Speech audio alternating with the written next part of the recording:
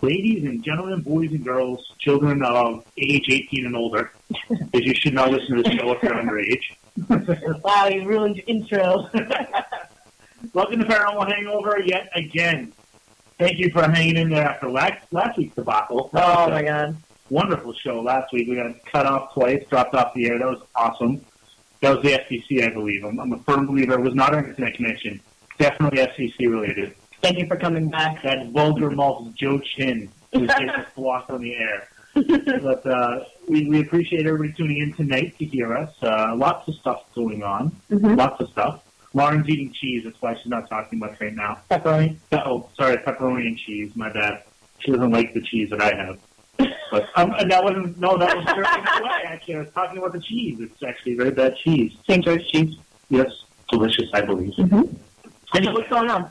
I don't know. You tell me. What do we got going on? Besides this hilarious news that a movie can't be released in the United States because they're getting threats from North Korea. Seriously? Yes, so Sony is reeling, albeit because of the fact that all their emails were hacked, and now celebrities have a temper tantrum because... Yeah, Brad Pitt. Everyone knows about me. This one has no acting skills, and this one is not fun. But in any event, the movie that was supposed to be released is not being released now because there's fear of terrorist attacks. Yeah. I'd say just get everybody a gun and let them sit in the movie theater and wait. I'm going to... No, it's going to be protesting. And then it'll just be vicious cycle. Let's talk paranormal stuff, shall we? Okay. Let's talk... Why real world stuff? Listen, I've only got just a few moments here. You know, Scott's waiting for me back in the helicopter. Yeah, I know. I really got to get back on the chopper with Scott to tour Honolulu a little more. Yeah, good luck with that. So I am coming remote from Honolulu Airport right now. I'm in a closet. We're on Skype together. Yes. And from here, Scott and I will be traveling somewhere else real soon. So as soon as the show's over, I got to catch a plane. Okay. And then I'll call you when we get back on terra firma. Okay. Anyway. Like going volcano hopping? No, I'm staying away from the volcanoes. The helicopter may be a little sick. I don't like flying. But in any event, I'd like to give a shout-out before we do anything to our sponsor, Deadly Grounds Coffee, the coffee to die for, and our good friend Tom Lialio accent free. Tom Lialios, he's the chief coffee addict over at www.deadlygroundscoffee.com. Didn't they just release that? Well, they released it like a couple of weeks ago, but I hear they're selling that Santa stuff. Pretty good. The Santa coffee. I forget what it's called. They get the Santa blend and the zombie Santa also, which is pretty interesting. I want some other stuff too. Yeah. We haven't ordered any yet. We have to order some. Wow, I just got crazy eyes. And obviously, they're also the official coffee blend for Fangoria magazine. They're going to have Eva Fangoria. They're going to have some signature blends for Fangoria. They're also going to be attending SalemCon 2015 with us. So at SalemCon, they will have a booth set up, slinging coffee at SalemCon. Yes, they will, and you will very much appreciate them at 7 a.m. when you have to get up to set up your table. Absolutely, you will. Absolutely. And from what I understand from Tom, from what we've seen, he will be there probably before anybody, brewing a coffee and handing it to people who are putting their tables and booths together. Yep. So that's pretty cool. Tom's awesome with stuff like that. So Deadly Grounds, www.deadlygroundscoffee.com. And then obviously we've already got the word tonight, SalemCon. SalemCon 2015. tell your friends, tell your brothers, tell your sisters, tell strangers on the street about SalemCon 2015. All the information's on mghparanormal.com, right on the jump page for the website. You go there, everything's interactive, there's links, there's information on the hotel deal that we have. Yeah. Everything else all the ticket packages, all the hotel information, all of the vendor information, all the VIP information. Yes.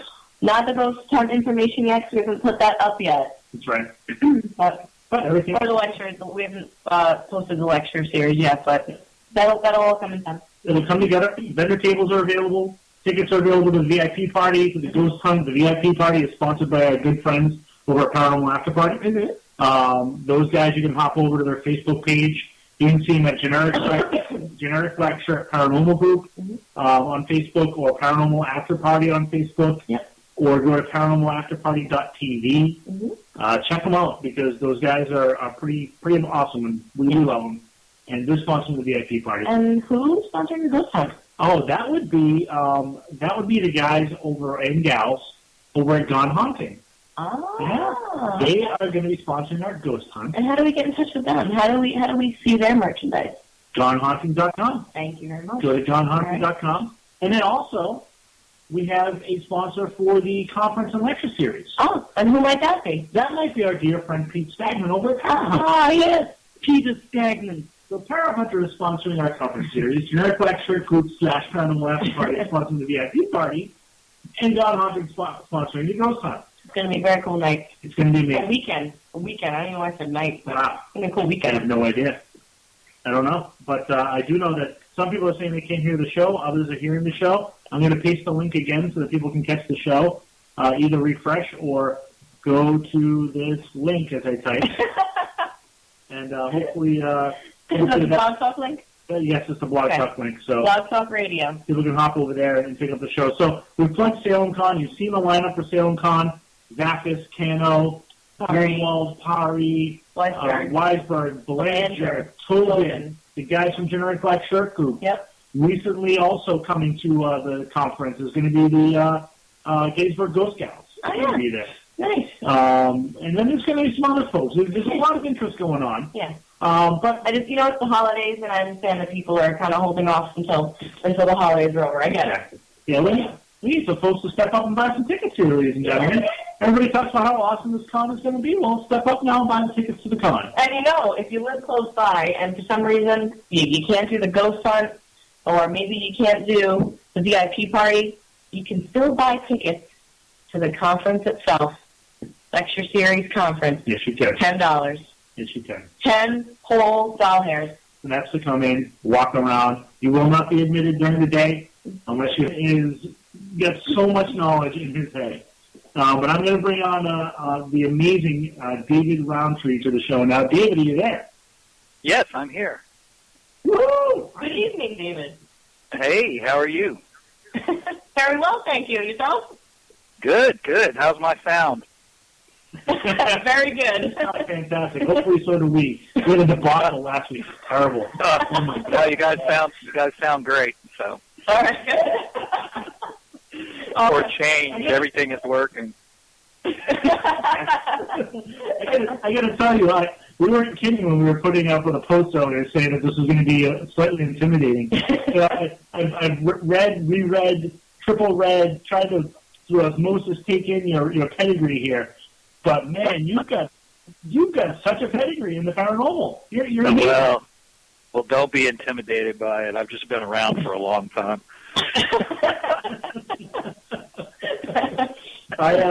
It's a pleasure to talk to you. I've caught up on I think everything because don't tell anyone, but we don't get Destination America here. Yeah, and they wouldn't let me add it.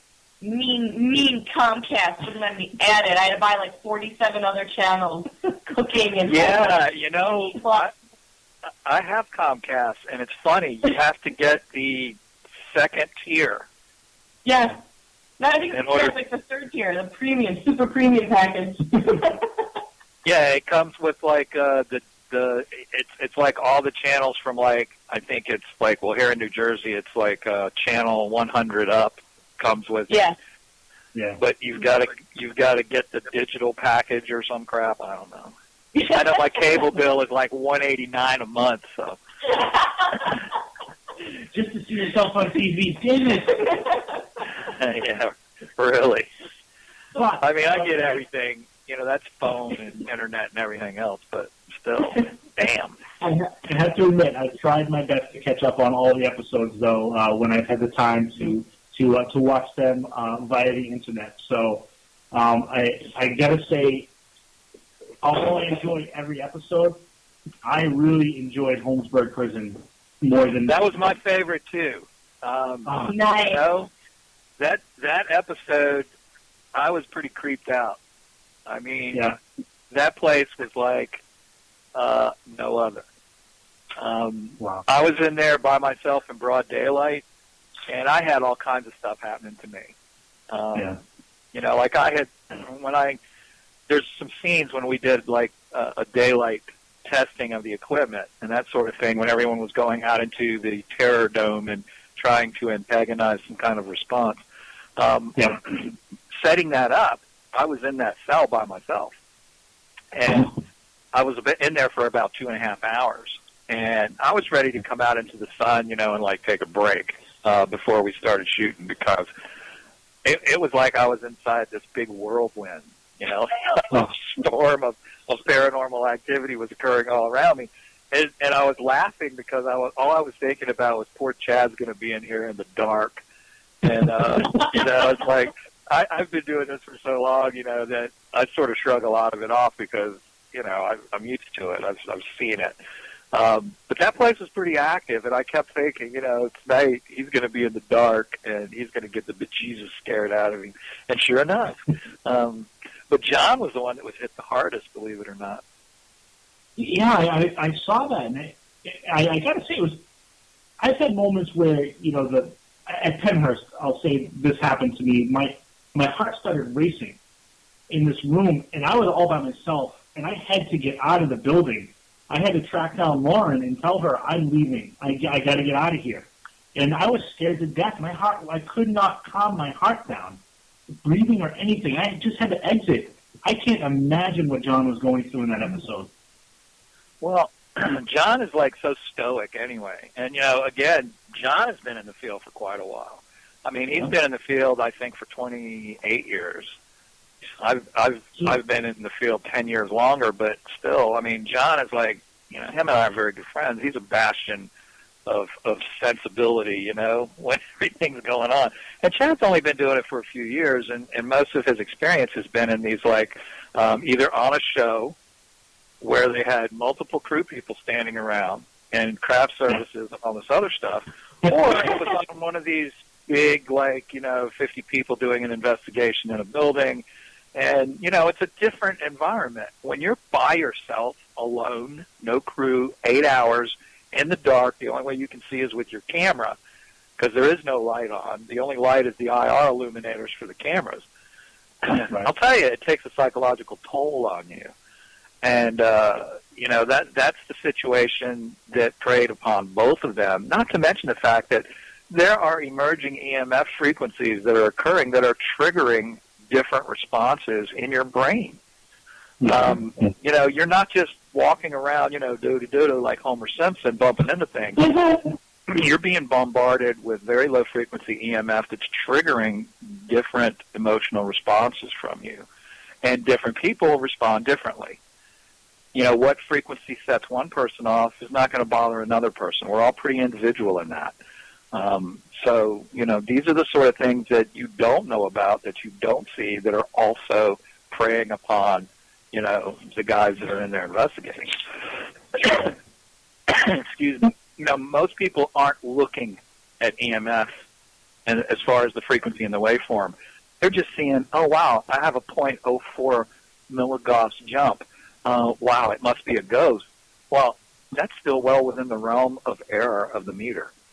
Right. People make a big deal. I was watching a show on TV the other night, and they had a .04 milligauss jump, and they made a big deal like it was a ghost, and it's like, it could be any one of a million things that have nothing to do with ghosts. When you look at the waveform and you start seeing what it looks like and you look at the frequencies, now you can narrow it down to what it is. And in that dome, we literally at one point had a 4 Gauss EMF signal. Wow. That was enough to erase credit cards, create equipment failures, lighting panels failed, cameras failed, the panic button failed, radios didn't work. It was like a small, contained solar storm. Yeah. Wow. It's almost like a. I was going to say cats and dogs living together. Yeah. Tsunamis. Yeah, total anarchy. Cats and dogs living together. Yeah, it was crazy. And I have been in probably hundreds of active locations over the years. I have never encountered an EMF waveform that intense. Wow. That is the strongest non-man-made EMF waveform I've ever encountered. And literally, it was causing equipment to fail. I mean, John had a panic button on him. It didn't work. Yeah, it's almost like a small EMP going off and just fighting everything. It was as if a small EMP went off, very localized in its area of effect, but it took place where all the equipment was. Wow. So I actually measured it because my equipment was outside of the building in the RV, and I had, umbilical cable going inside to my sensors. So the only thing that I had in there were my sensors, and we had a Tesla coil in there that we were, from time to time, we would stimulate the environment by injecting energy into the environment. But the frequencies that we were capturing were very bizarre. They were incredibly strong, and they were very low frequency, so that they were also affecting their consciousness. They were affecting how their emotional responses were and everything. And in John, it triggered a panic attack.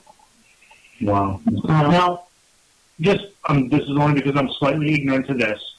If you're using a Tesla coil, you're charging the environment. For those of you who are listening that aren't familiar with the Tesla coil, is simply it's discharging electricity into the air at a very high reading. I can't think of it off the top of my head.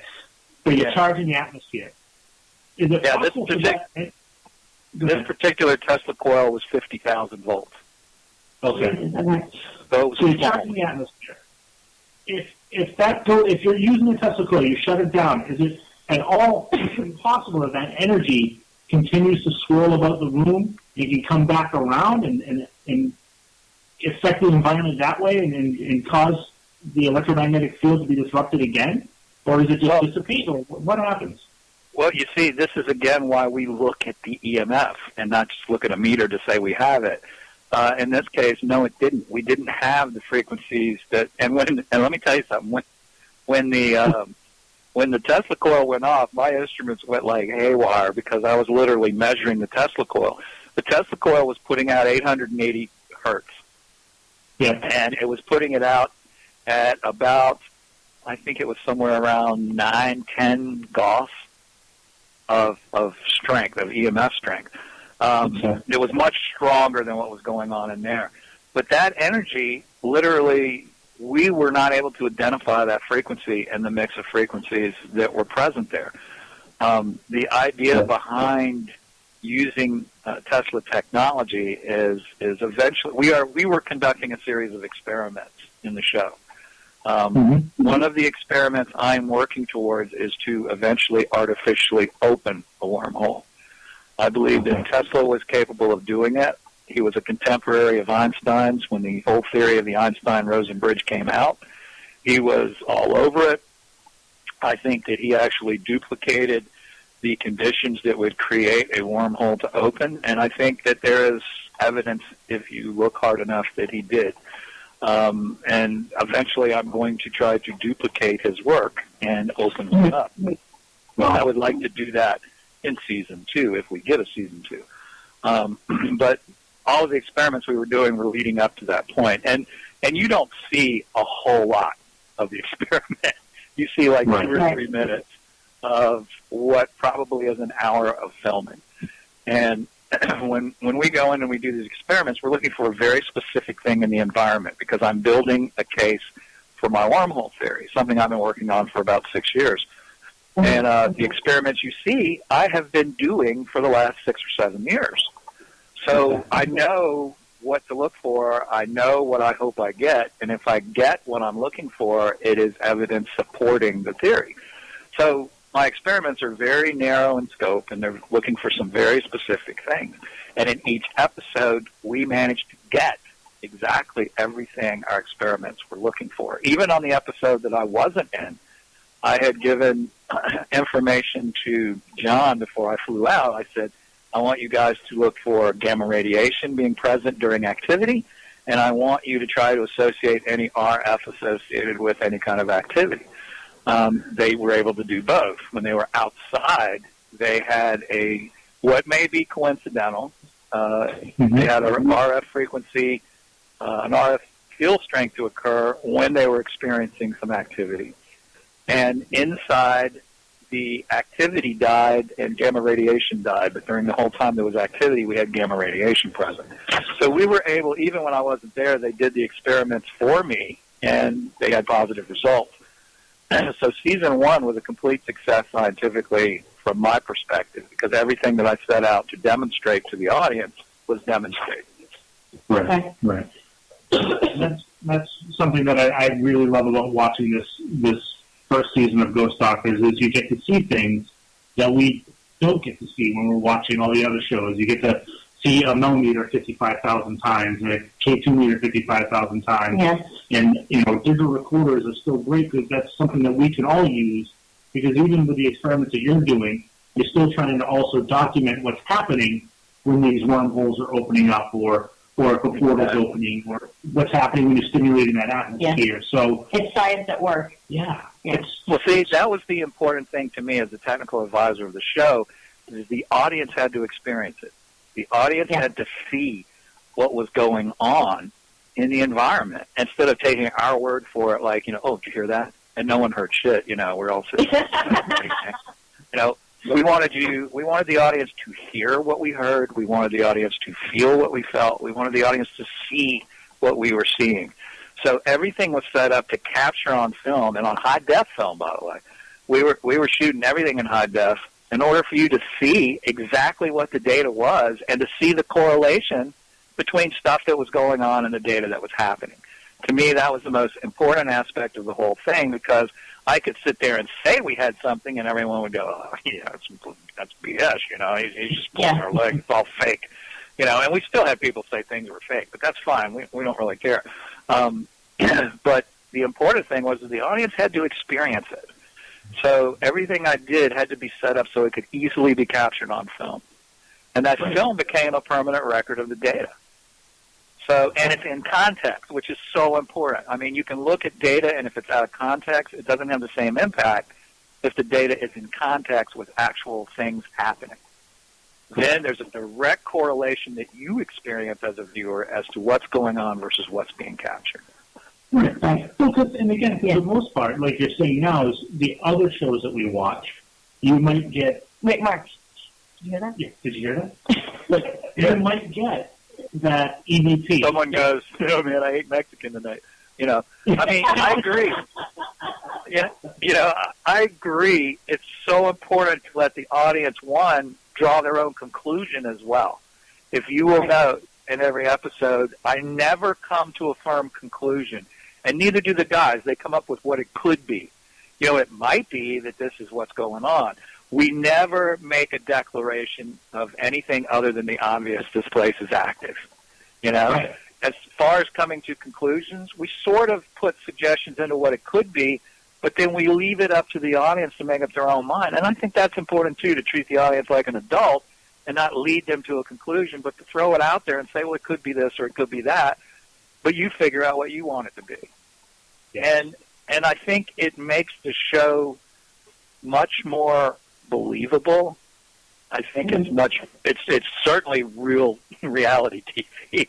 I mean, some of the stuff that happened, you can't make that up. I mean, the shadow person that peeped over the wall in the insane asylum we were at, I should say the insane facility we were at. There were hundreds of buildings out there.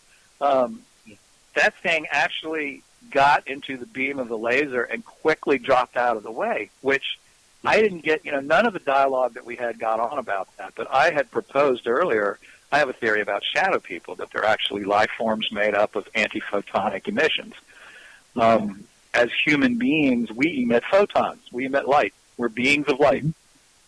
I postulated that maybe shadow creatures are emitting anti-light, so that when light strikes them, it annihilates. Mm-hmm. And if that is true, then if a laser beam were to hit this, the light annihilating its makeup of anti-light or anti-photon would create maybe discomfort or pain, or it could even be almost like a bullet shot. So the fact that it recoiled so quickly once it hit the laser beam was pretty impressive. Also, the fact that the laser beam did not print on it. Yes. Which also indicated it was being absorbed or canceled or annihilated.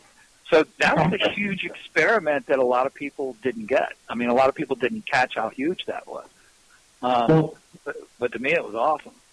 You explaining it now is something that, as you're saying it, I'm going through my head, and I'm watching the episode in my head, where stuff, like you said, I'm going, okay, yeah, that's right. The lasers didn't bounce off of it. It just was as if it just cut, and you didn't see the laser reflecting off of it. It just completely cut through without bouncing the laser off of it. And this is all making very much sense to me as you're saying it. So I see what you're saying. I understand it, and it makes more sense to me now. And I want to go back and watch the episode and go, oh, man, that was freaking Now I get it, yeah. Yeah. See, the thing that's so bad about it is we had this dialogue discussing the experiments in detail, but it doesn't make it into the final show. It's not, I don't know, entertaining enough to, whoever makes those decisions. But it leaves the audience wondering, what does that mean, really? And that's why I did a text synopsis on YouTube, on my YouTube page after every episode, and sort of explained each experiment. And I said, in this case, it was really huge what we discovered, because what had happened was I had walked around prior to, them doing the investigation, and anywhere I walked, I was clearly struck by the laser beams. I was using a pretty powerful laser projection system, and it was obvious that it was printing all over me and all over all of us when we were walking around. When it didn't print on that thing, it was like, when I saw it for the first time, I was like, yes! It's like, boom, validation, It's like when you make a hypothesis and you design an experiment and the experiment proves your hypothesis. It's like, wow, now it's becoming a theory, It's like shadow people are actually made up of some type of anti-photonic material. Maybe they're an anti-photonic-based life form. So, I mean, to me it was huge. To the rest of the audience, it was, well, that's interesting, what does that mean? And it's because you don't get the explanation afterwards. And unfortunately, that's what you deal with TV. You have other things that are deemed more important, and you're squeezing 3 days of shooting into an hour. Right. It's like you're only taking the stuff that's entertaining. And there's a lot, like everyone ragged on Chad because he was always screaming and stuff, but you don't see the other 7 hours and 51 minutes where he's not screaming and he's actually going and doing incredible things, but nothing's happening.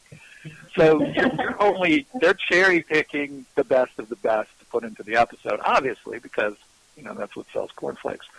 But, you have to understand that he's not like, a high-strung chihuahua all the time. It's just when things build to a crescendo and, again, he's by himself with, the only time he can communicate with John is when he gets to the check-in camera. That's the only place where there's two-way communication. The rest of the time, he's alone. I mean, utterly alone in these crazy places we went to.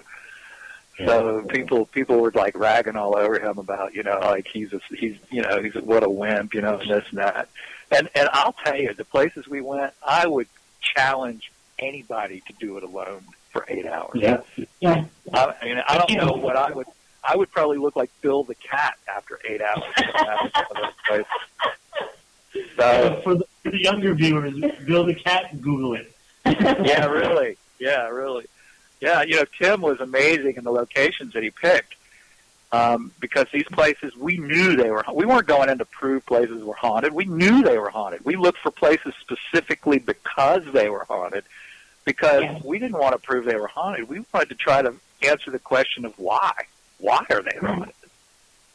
Now, that's something that's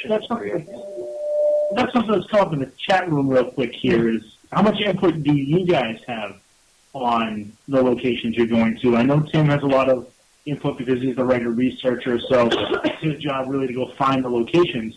Do you get to say, well, Tim, this one might not work for the experiments we're doing. Why don't we look at this other location instead? We don't have so much say on locations because that stuff is all sort of mapped out ahead of time.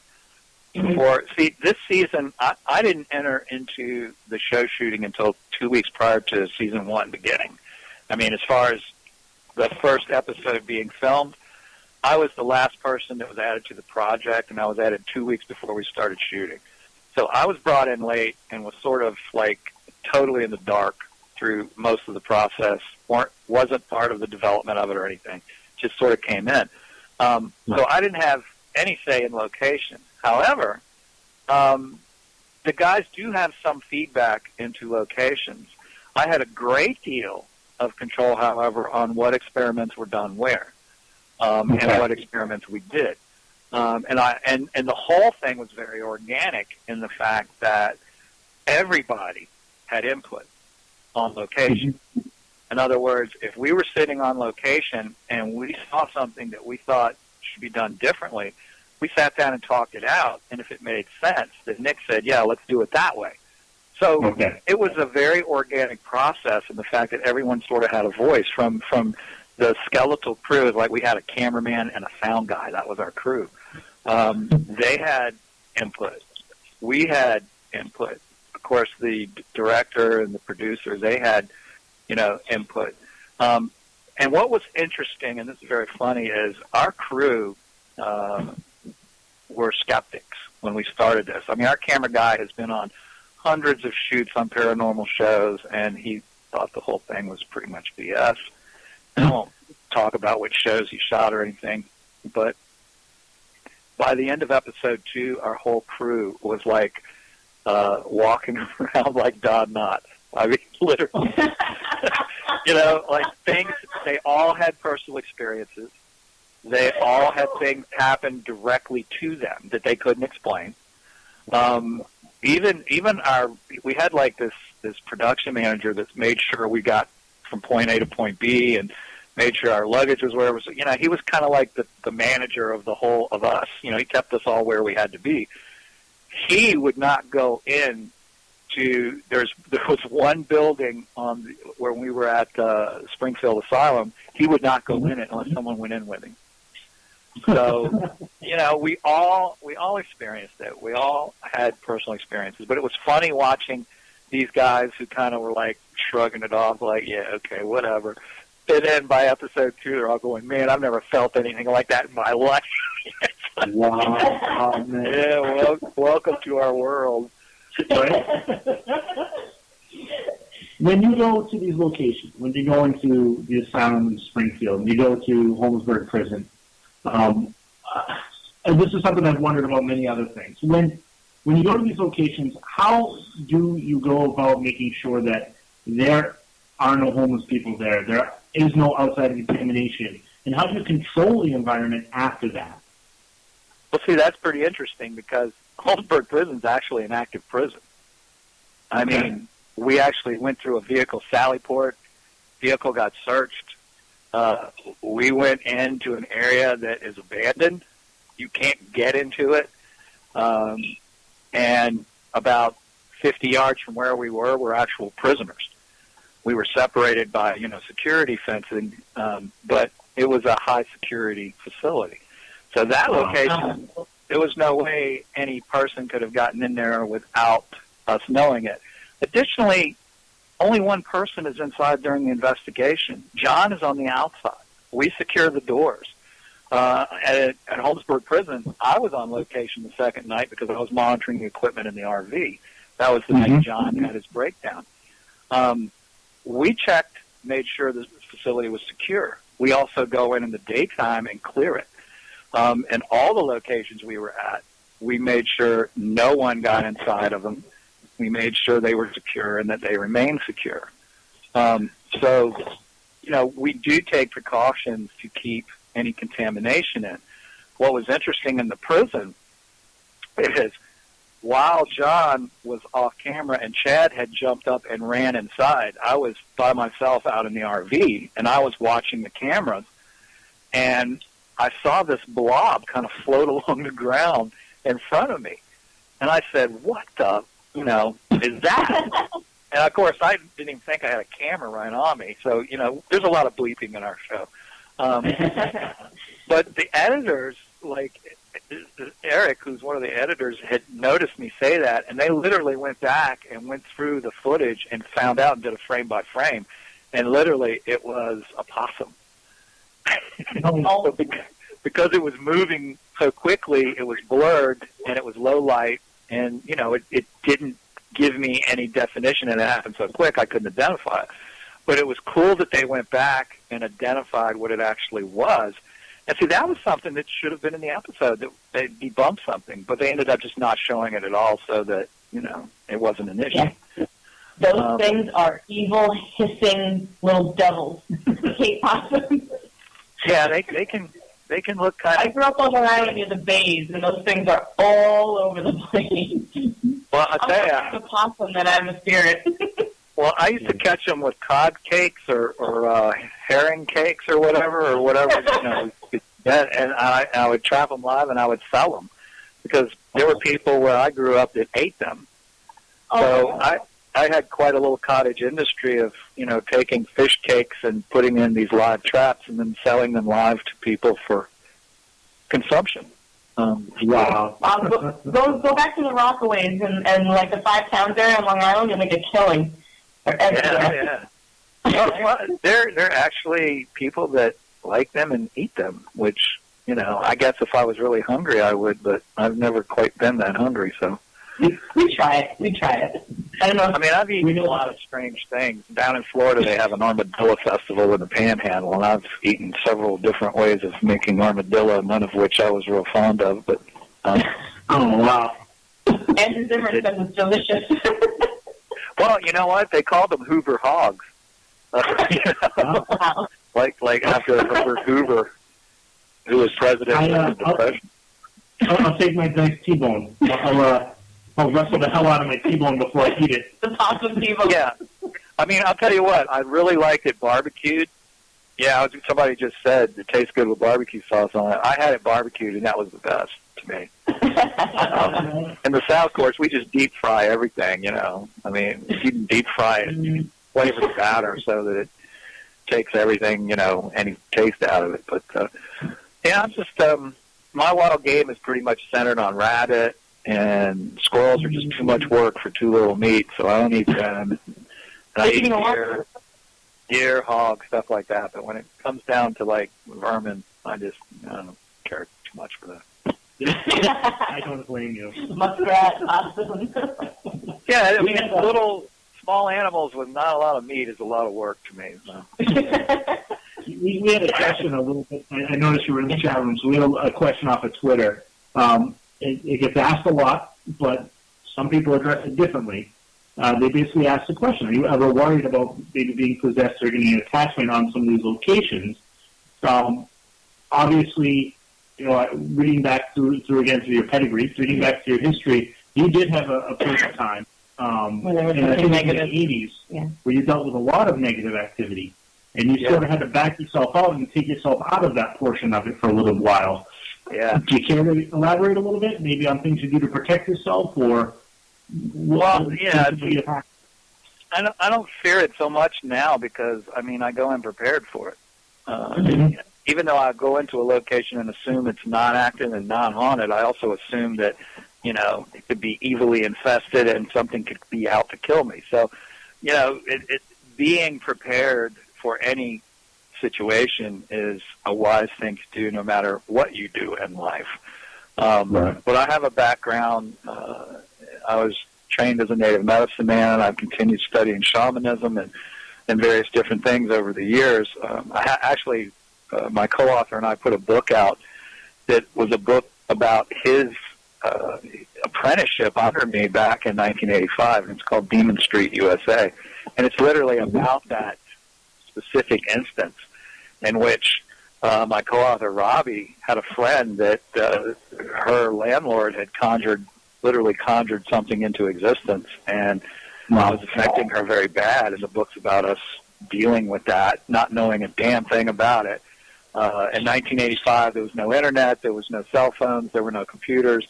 You did research the good old-fashioned way by hot-footing it to a library or to a city hall or to the county records office or whatever, and you did reading.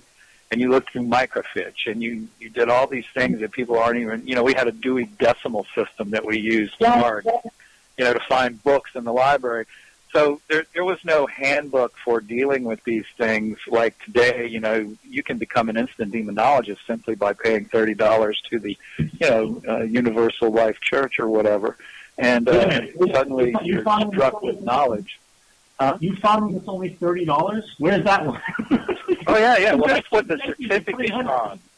Yeah, the certificate. Horns just go out of my head in anger and fury from the fact that you can do that. I can't. You understand because you spent years in school studying and researching and for your degrees, and I was the same way. And to see people that get, $30, 30 days, and I'm an archaeologist, or I'm an engineer. No. Yeah. Yeah, exactly. And essentially they just pay for the certificate to be printed is what they're doing, so that they're creating their pedigree. But I mean, and you know what? That's fine, because in the case of this sort of thing, karma works out. Because one day they'll find a real demon, even though they're going around proclaiming everything is demonic, which of course it isn't. Demonic infestation is extraordinarily rare, but everything today is demon. Everything's demonic. Oh, I can get rid of this demon for $45 and a couple of dozen eggs and maybe a lot of chicken. But almost nothing is demonic, because there's other things besides demons out there that, because these people do not know how to discern, because I guess with the certificate you don't automatically assimilate discernment. There are other types of spirits out there who may seem demonic to you, but are actually quite neutral in nature. You're just in their way.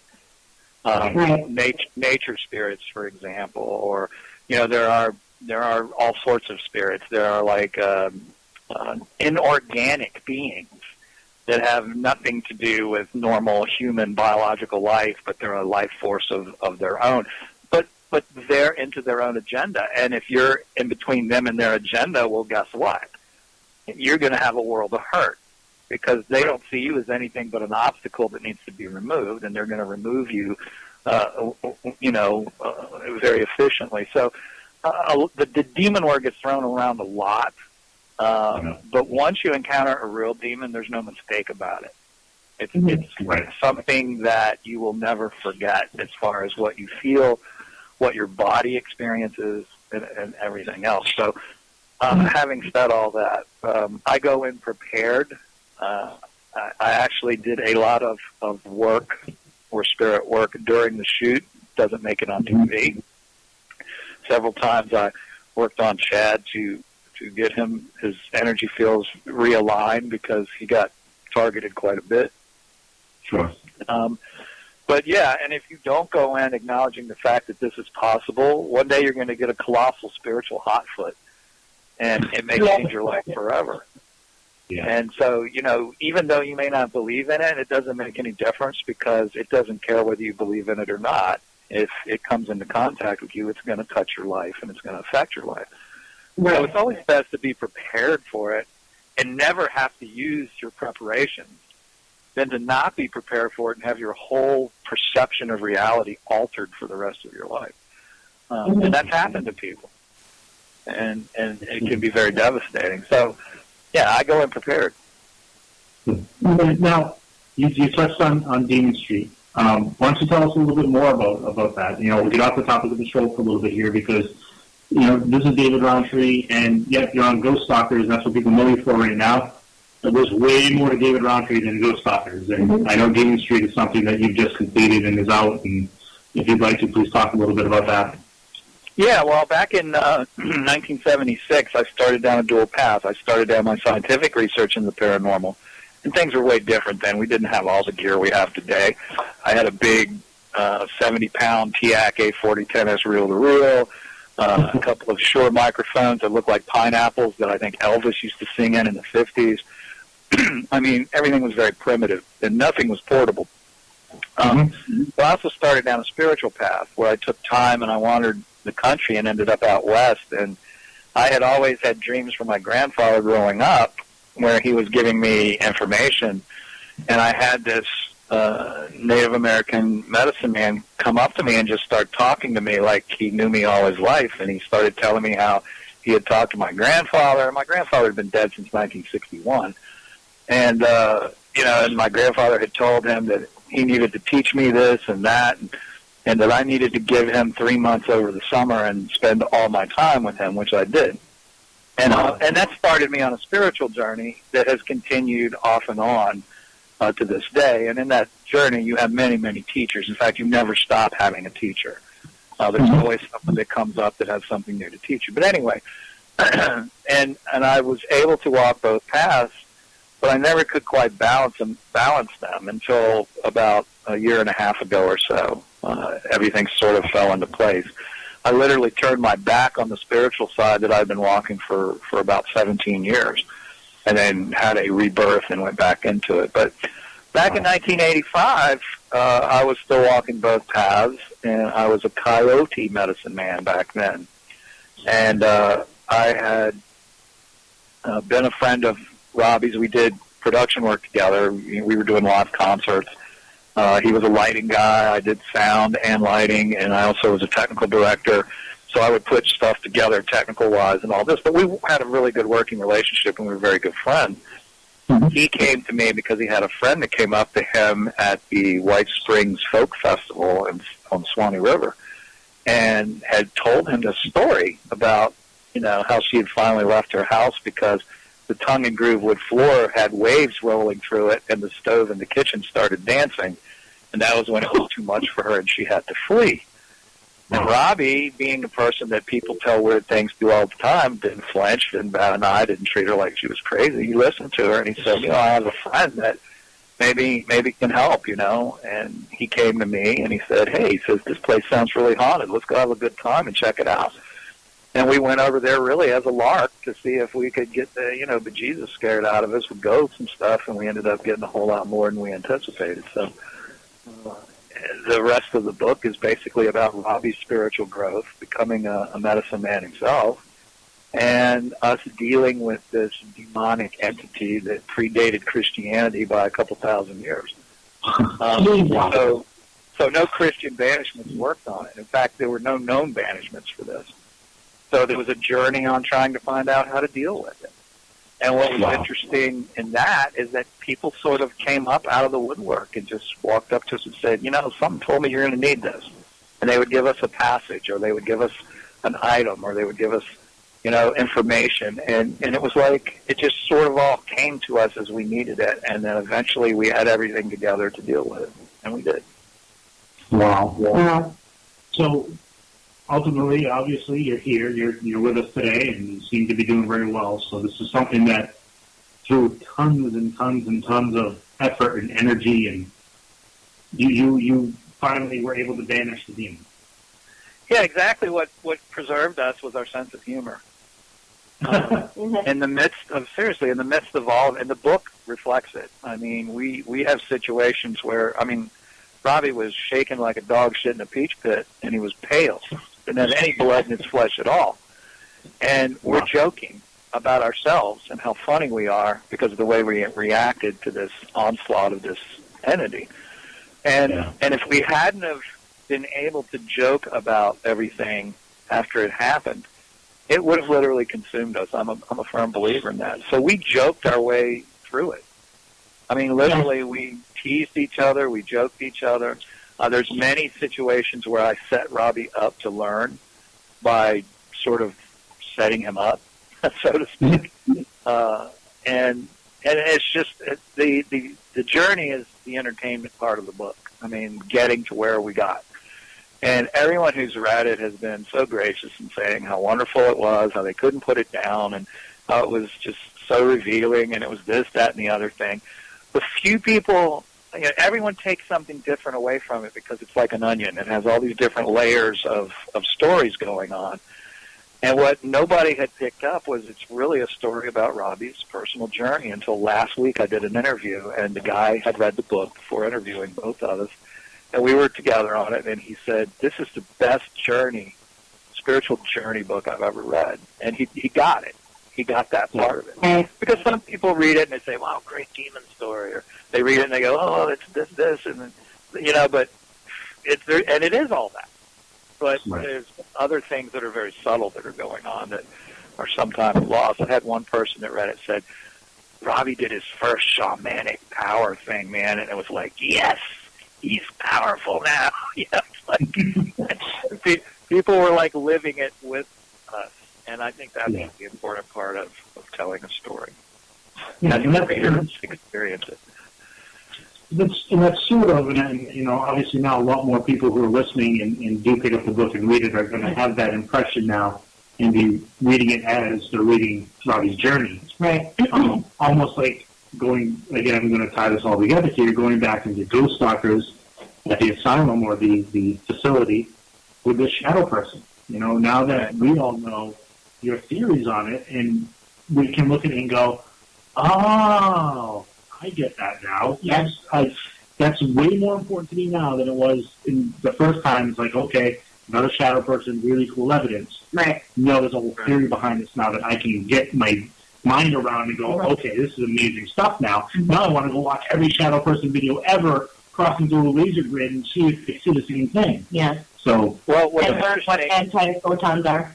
Yeah. Yeah, exactly. A lot of the work that I do and the theories that I have are on my website, www.spinvestigations.org. You can go there to learn about the equipment I use, how to put it together yourself, how to what the theories are, and that sort of stuff. Plus, I have on my YouTube page, which is, I think, Ghost Hunter 1954. If you go to my peer, and you can get it from my website, too. There's a link there. I have synopsis. It's like a 5 or 6 minute synopsis of each episode as to what the experiments were about, and I sort of explain it. And I even in one episode there, I do an explanation on my what my perception of the multiverse is, and how these things are able to connect via wormholes from one reality to another. And I use plastic cups to do it. So it's pretty cool, and everybody gets it because I make it very simple. Yeah. That's the fact that you sit and you take the time to explain these things, and we can all take our journey back and think about the first time we started watching Ghost Hunters on TV and go, oh yeah, they used to explain everything. They'd explain what an EVP was. They explained what this was. So that's how people learned the terms and learned the objects. Yeah. Well, now we're just at the point where we assume people understand all this stuff. And because nothing's really changed. No, I mean, I'm not kind of bashing the show, but shows like that, nothing's really changed. They haven't really gone into new theories. They kind of explain, oh yeah, there's a theory that we do that. This happens when you do this, but they don't really explain anything else about it. So if you've never watched the show before, you have no idea what's going on. Right. And you just think that they're screaming at blank spaces and hearing things. Yeah. And that's something that I enjoy about Ghost Stalkers and talking to David today and learning something a little different. Yeah. Something, and this is one of the things that I'm becoming very passionate about is what is the future? We all know what got us here. We all know what we're doing right now. What's next? Where do we go from here? How do we get that spirit to hold for a little while and talk to us and give us a little more information on what's going on here and where they're coming from and what the experience is? Are you really a spirit? Yeah. Did I manifest you? Did you come through and have no clue who we are? What's going on with that? Alien guy would say that it's us from the future. So exactly. I think what the future is that there's several different levels of people in the field out there. One of them are the ones that they go out on Friday night to do an investigation, and they do it for the adrenaline rush or whatever. And then there's a handful of people that want to know what's really going on. Why is this happening? And those are the people that are going to realize, my own limitations are what's keeping me from understanding, and they're going to educate themselves. And in this day and time, you can go online, you can learn quantum mechanics, you can learn physics, you can learn anything that there is in college online. So there's no excuse not to educate yourself and to be able to hold your own with any other academic simply by putting the time in to do it. And then understanding what's going on in the environment and what could be causing these things. And in the case of haunting, there are very few things in science that could cause it. And the thing is if we can hear it, feel it, touch it, taste it, smell it, or experience it in any way. It has to follow the laws of physics, or we wouldn't experience it. So what we have to do is to find out which ones and how. And that's what paranormal investigating is all about, finding out why we don't understand it so it's no longer paranormal, but becomes normal. It's a normal process of life. We just don't understand it. Thank you. Thank you so much for saying that. Marc and I are both sitting here like, thank you. It's the argument that we see every day with you, it's not a science. You're right, it's not a science, because we haven't been able to get to that point yet where we can dig our teeth into it and start to peel back the layers and say, here's why this happens, here's why this happens, here's why this happens. And we just keep, I don't want to say we've been spinning our wheels for 40, 50, 60, hundreds of years, but it feels that way sometimes. And it's like, okay, I'm carrying my recorder around and I'm doing this again, but I'm just getting the same old, here's a word every 8 hours. Yeah, but the difference is that it's like David said, there's so many people that aren't going out and doing that, taking that extra step to learn physics. Now me, I'm reading right now Stephen Hawking's The Grand Design, which is probably the only book of his that I'll ever understand, because he puts it, he takes every theory and he explains it in simple terms. He literally uses apples and oranges and avocados and like dip to explain things, so I understand it. Right. So when you're when you're going in and if you're going to do research, don't just bring your recorder and ask the same question over and over again. You got to understand the environment and the situation, what was going on before you got there, what's going on there, and what's going on afterwards. Take all your data and think, and then do it again and again and again and again and again. It's science. It is science. Yeah. But no one's going to recognize it as a field because you're not going to get your master's degree in paranormal investigating. Right. Yeah, you should get an audiobook by Brian Greene. I can't think of the name of it now. He's a physicist, but he does the same thing. And audiobooks are great because it's something about them telling it to you that you absorb better than reading it. And Brian Greene has several books out that are just like really cool to listen to. But anyway, you're absolutely right. And the only way we're ever going to understand it is with science. In fact, mediums use the same mechanic to get their information that occurs during a paranormal event. It's just smaller and more localized. So it's all related. It's all connected to the same phenomena. So once we understand the mechanic of how it works, the next step is going to be what can we do to duplicate it? And then, of course, the next step will be how can we make money with it and change technology. Like, if we can create a wormhole, suddenly we can step into a phone booth in New York City and then open the other side of it and be in London, England. And no time. I love that. I go to lunch in London every day. Or, for example, we would never have to drill for oil again because we would be able to open up a hole and pull out that the spiritualist community pulled over on them back in the late 1800s when they fooled them all with all these, stupid tricks and things to try to impress them. And science has turned its back on paranormal research ever since. In fact, professional skeptics almost destroyed the Rhine Research Center. So back in the 70s and 80s. So David, you literally have seconds left in the show. The British lady's yelling at us, telling us that it's time to end.